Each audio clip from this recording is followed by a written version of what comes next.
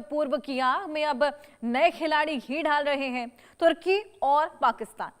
Saudi और UAE की आपसी खींचतान में अब ये दोनों देश मौके में बदलने में जुटे हुए हैं। कभी हथियारों का लालच देते हैं, कभी दोस्ती के सपने, लेकिन मकसद सिर्फ दबदबा बढ़ाना। खाड़ी की अस्थिरता अब कूटनीतिक साजिश का खाड़ा बन चली है। सवाल बड़ा है कि क्या अरब दुनिया अब बाहरी ताकतों के खेल का शिकार बन रही है। इस बीच अब देखिए, जिस तरीके से मध्य पूर्व की राजनीति में इन दिनों एक खतरनाक खेल चल रहा है। तुर्की और पाकिस्तान खाड़ी देशों की अंदरूनी दरारों को भुनाने में जुटे हैं। सऊदी अरब यूएई के बीच में यमन को लेकर पहले से ही तनाव है और इसी कमजोरी को रणनीतिक अवसर में बदला जा रहा है। पाकिस्तान ने सऊदी को कर्ज के बदले JF-70 लड़ाकू विमान तक ऑफर कर दिए हैं। तुर्की ने तो रक्षा सौदों के जरिए रियाद और अबू धाबी पर डोरे भी डाल दिए हैं। दोनों ही देश खुद को विश्वसनीय साथी के तौर पर पेश कर रहे हैं, मगर असली उद्देश्य प्रभाव क्षेत्र बढ़ाना है। पाकिस्तानी नेता लगातार यूएई के दौरे कर रहे हैं। कूटनीति के पीछे रक्षा लॉबी एक्टिव है और इस्लामिक ब्रदरहुड नेटवर्क का इस्तेमाल भी सामने आ रहा है। तुर्की की रणनीति सीधी टक्कर नहीं बल्कि अंदर से पकड़ बनाने की है। यमन, लीबिया, सूडान इसकी मिसाल रहे हैं। खाड़ी की अस्थिरता अब बाहरी दखल के हथियार बनती जा रही है और यही चिंता सऊदी और यूएई दोनों के लिए खतरे की घंटी भी साबित हो रही है। तो देखिए, दोस्ती का सपना किस तरीके से दिखाया जा रहा है।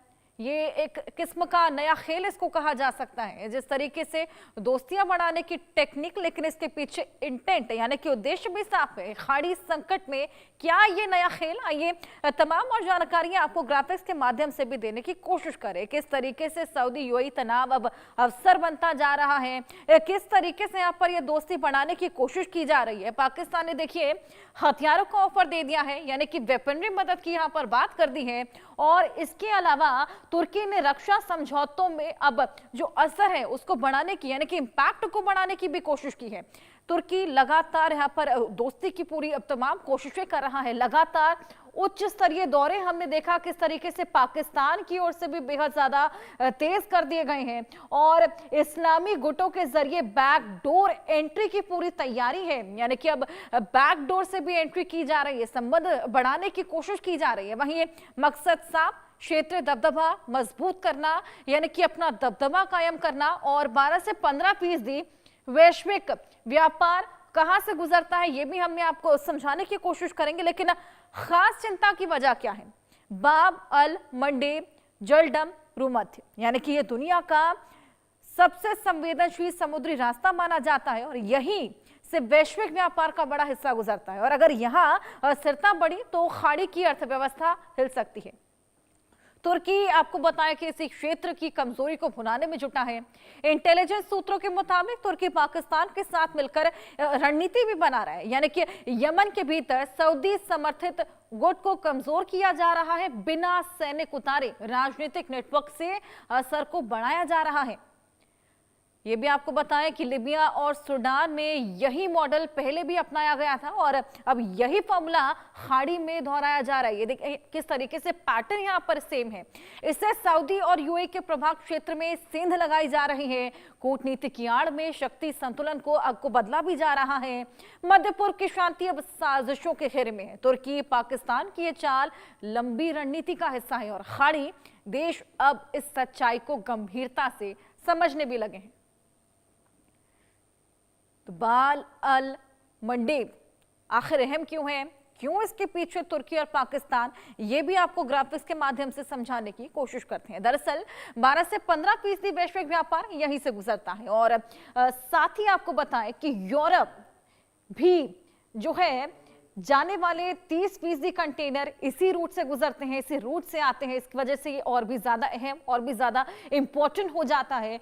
इसी बीच जबल अली और फुजरो पोर्ट पर खासा खतरा क्योंकि मंडराने लगा है। अब इस वजह से भी इसकी अहमियत बढ़ जाती है। रुकावट से खाड़ी अर्थव्यवस्था प्रभावित होती है, यानी कि अगर यहाँ रुकावट तो खाड़ी में अर्थव्यवस्था पर इंपैक्ट पड़ेगा और तुर्की इसी कमजोरी को अपना हथियार बना रहा है।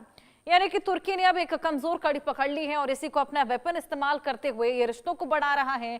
रणनीति क्या है? नियंत्रण नहीं, प्रभाव का विस्तार, यानी कि कंट्रोल नहीं, प्रभाव का विस्तार करना है। और 12 से 15% वैश्विक व्यापार यहीं से होकर गुजरता है, जो कि कहीं ना कहीं इसकी इंपॉर्टेंस को खासा बढ़ाता है। यानी कि रणनीति अब साफ हो चली है, पाकिस्तान और तुर्की की बैकडोर एंट्री है और कंट्रोल नहीं, प्रभाव का विस्तार करना है, यानी कि अपने इंपैक्ट को और ज्यादा बढ़ाना है, अपनी जरूरत को कहीं ज्यादा बढ़ाना है।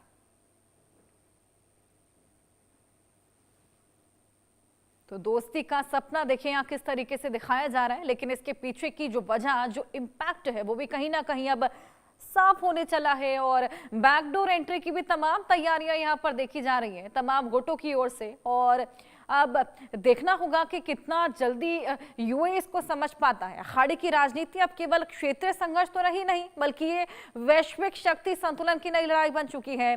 तुर्की पाकिस्तान की ये मुस्कान वाली कूटनीति दरअसल खामोश विस्तारवाद की रणनीति है। अब ये देखना होगा कि सऊदी और यूएई इस चुनौती का जवाब आखिर किस रणनीति से देते हैं। तो लगातार जिस तरीके से ये चुनौतियां बढ़ रही हैं, रणनीति देखिए साफ हो चली है। तुर्की की ओर से, पाकिस्तान की ओर से जिस तरीके से यहां पर विस्तार की, इंपैक्ट की कोशिश की जा रही है। हालांकि अब अपने इंटेंट में कितना ज्यादा कामयाब हो पाते हैं, ये भी देखने वाली बात है। अब खबरों में आगे बढ़ेंगे, एक सफेद अटैक की भी बात कर लेते हैं।